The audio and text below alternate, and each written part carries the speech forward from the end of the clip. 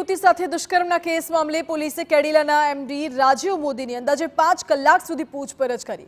દુષ્કર્મની ફરિયાદ બાદ છેલ્લા ઘણા સમયથી પોલીસની પકડથી દૂર રહેલા કેડિલાના એમડી રાજીવ મોદી અચાનક જ સોલા પોલીસ સમક્ષ હાજર થયા।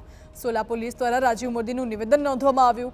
પોલીસ દ્વારા રાજીવ મોદીને હાજર થવા માટે 2 વખત નોટિસ આપવામાં આવી હતી, જે બાદ રાજીવ મોદી પોલીસ સમક્ષ હાજર થયા। એસઆઈટીના વડા સહિત પોલીસના ઉચ્ચ અધિકારીઓ દ્વારા રાજીવ મોદીની 5 કલાક સુધી પૂછપરછ કરવામાં આવી। રાજીવ મોદીએ પોતાના પર લાગેલા તમામ આક્ષેપોને પોલીસ સમક્ષ નકાર્યા। અત્યાર સુધી પોતે કંપનીના કામે બહાર હોવાનું રાજીવ મોદીએ પોલીસ સમક્ષ જણાવ્યું।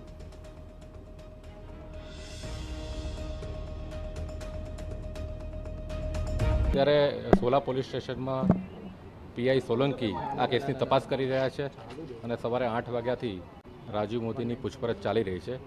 ઇન્વેસ્ટિગેશન અત્યારે હાલ ચાલુ છે।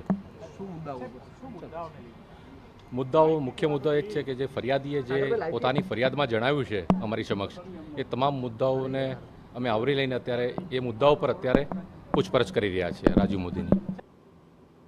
મહત્વની વાત એ છે કે આ કેસમાં ફરિયાદી બલ્ગેરિયન યુવતીએ પણ પોલીસ નિવેદન માટે બોલાવવામાં આવી હતી યુવતીને, પરંતુ ફરિયાદી યુવતી નિવેદન આપવા નહીં આવતા હવે અનેક સવાલો ઉઠી રહ્યા છે।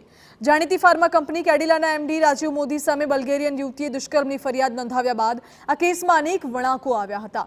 હાઈ પ્રોફાઇલ ગણાતા આ કેસમાં રાજીવ મોદી ઘણા સમયથી બહાર હતા અને તેઓ આ કેસમાં કેટલા જવાબદાર છે અથવા ફરિયાદ પ્રમાણે આરોપી છે તો તે અંગેની વિગતો મેળવવા માટે સોલા પોલીસ દ્વારા પ્રયાસ કરવામાં આવી રહ્યા છે।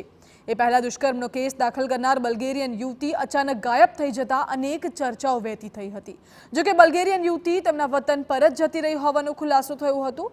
યુવતીએ રાજીવ મોદી સામે ફરિયાદ નોંધાવવા માટે છેક હાઈકોર્ટના દ્વાર ખખડાવ્યા હતા, જે બાદ હાઈકોર્ટે ફરિયાદ કરવાનો હુકમ કરતા અંતે સોલા પોલીસ સ્ટેશનમાં રાજીવ મોદી અને કેડિલાના HR મેનેજર જોન્સન મેથ્યુ સામે પોલીસ ફરિયાદ નોંધાઈ હતી।